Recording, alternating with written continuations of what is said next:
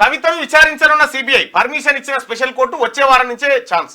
అసలు కవిత గారు ఇప్పట్లో ఏమైనా మేము చూసే అవకాశం ఉందా ఆమెను బయట? అంటే ఒకటేమంటే ఇప్పుడు మొన్న సంజయ్ సింగ్కి బెయిల్ ఇచ్చారు, అది ఆప్ ఆద్మీ రాజ్యసభ లీడర్కి.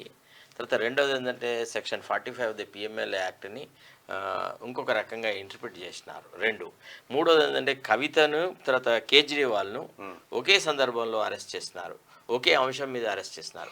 అంటే ఒక సర్వింగ్ ముఖ్యమంత్రిని జైల్లో పెట్టొచ్చా, that at a time when the elections are happening.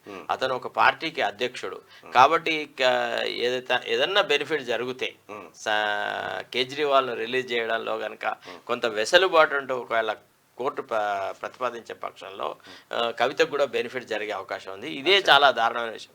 తర్వాత రెండోది ఏంటంటే మల్లన్న గారు, మన ఈ అయితే ఎన్నికల ప్రణాళికలో ఏదైతే మనం మేనిఫెస్టో విడుదల చేసినామో అందులో బెయిల్ విషయం కూడా చాలా ముఖ్యమైన విషయం ప్రతిపాదించినారు.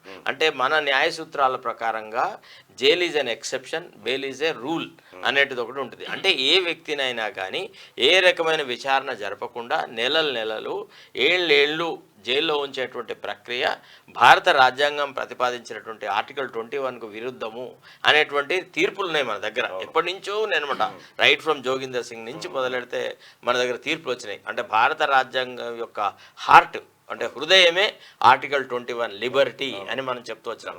దాన్ని బీజేపీ ప్రభుత్వంలో జరిగినటువంటి అంటే గత కొంతకాలంగా జరుగుతున్న తీర్పుల్లో చూస్తే అసలు ఈడీ కేసులో బెయిల్ రావడం అనేది అగమ్య గోచరమైంది. మనీష్ సిసోడియా కేసులో ఏదైతే సుప్రీంకోర్టు తీర్పిచ్చిందో దాని తర్వాత అసలు ఈడీ కేసు ముట్టుకుంది అని అంటే ఇక అది మృత్యు కౌగిలే అన్నట్టు. అంటే తెలుగులో ఏనుగు లక్ష్మణ కవి గారు ఒక పద్యం రాస్తాడు. అదేంటంటే మొసలికి పళ్ళు ఇట్లా ఉంటాయి మళ్ళన్న, అదేమైందంటే దాని పట్టులో పడితే ఇంకా బయటికి వచ్చేట్లేదు, వీలు లేదట.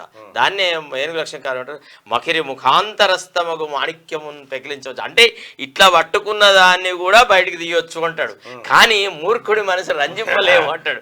కాబట్టి ఈ ఈడి కౌగిలి మకిరి ముఖాంతరస్తమైంది అనమాట. ఇది కేవలం అనుమానము అనేటువంటి ఒక దాని మీదనే అరెస్ట్ చేసేసి నెలలు జైళ్లలో ఉంచుతున్నటువంటి ఈ ప్రక్రియను మేము రద్దుపరుస్తాము. అసలు ఈడీ యాక్ట్ విషయంలోనే ఒక పునరాలోచన చేయాలనుకుంటారు. తర్వాత ఇంకొక ముఖ్యమైన విషయం చెప్తాం మల్లన్న గారు మీ అనుమతితో.